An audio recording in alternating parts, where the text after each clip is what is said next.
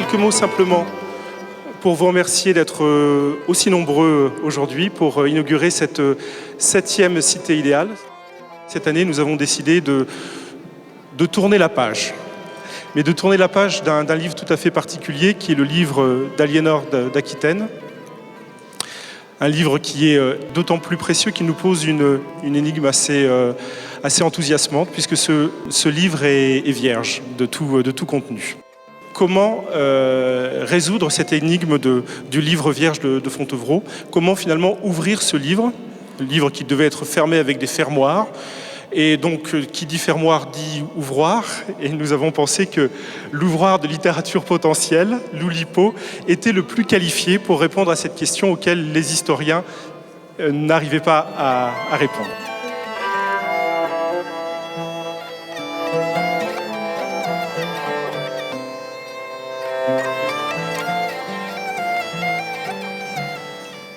Toute la poésie de l'Europe contemporaine est née à la fin du XIe siècle en Occitan avec le grand seigneur Guillaume IX d'Aquitaine. Farai un vers de dret nien. Nu n'er de mi ni d'autra gent, nu n'er d'amor ni de juvent, ni de renau, que nans fut trobat s'endorment sus un chibau. Je fais un chant de pur néant. Il n'est de moi ni de nul autre. Il n'est d'amour, ni de jeunesse, ni de rien d'autre, puisqu'il fut trouvé en dormant sur un cheval. N'étant pas poète, comme le sont mes camarades oulipiens, mes historiens, ma contribution a pris une forme historique. Je ne peux pas vous la lire intégralement et je vais donc résumer le début. Dans un premier temps, j'ai examiné l'arrière-plan familial et le contexte littéraire dans lequel a vécu Aliénor, en mettant en valeur le fait suivant, l'existence dans la poésie des troubadours d'une véritable obsession du rien, ce que Jacques Roubaud, dans ses études sur l'éros mélancolique, a dénommé à juste titre la maladie du néant. Et c'est ce qui va me permettre de comprendre le mystère du livre d'Aliénor.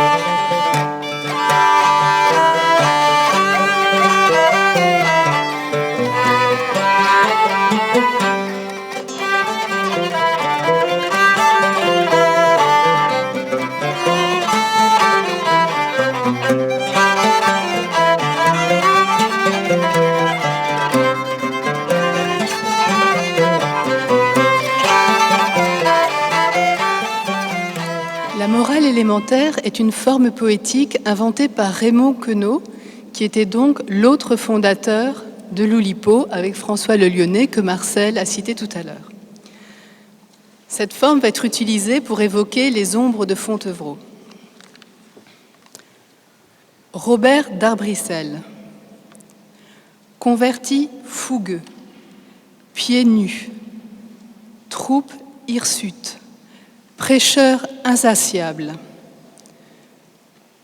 couche partagée, chair allumée, ardeur éteinte, martyr nouveau. Les confidences. Se penchant à l'oreille d'Aliénor d'Aquitaine, Guillaume IX, le troubadour, lui dit « Grandis, On chantera pour toi, petite. Se penchant à l'oreille d'Aliénor d'Aquitaine, sa mère lui dit « Tu es l'autre Aénor ». Se penchant à l'oreille d'Aliénor d'Aquitaine, son frère, Guillaume Aigret, lui dit avant de mourir « Tu sais le latin, la musique et la littérature. Apprends à chasser à cheval. » Se penchant à l'oreille d'Aliénor d'Aquitaine, son père Guillaume lui dit « Je meurs pèlerin ». Aliénor sut. À tours satinés et trône rutilant, rois et reines aïeuls, le lion roi ensuite. Aliénor sut, luttes et tueries, les têtes étoilées, le ruisseau tari et la terre rasée.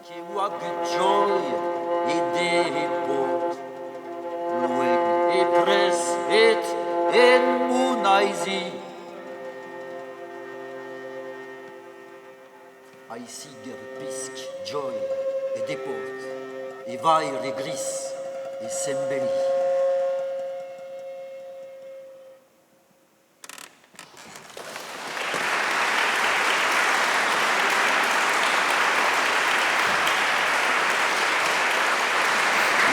Merci à tous d'être venus nombreux.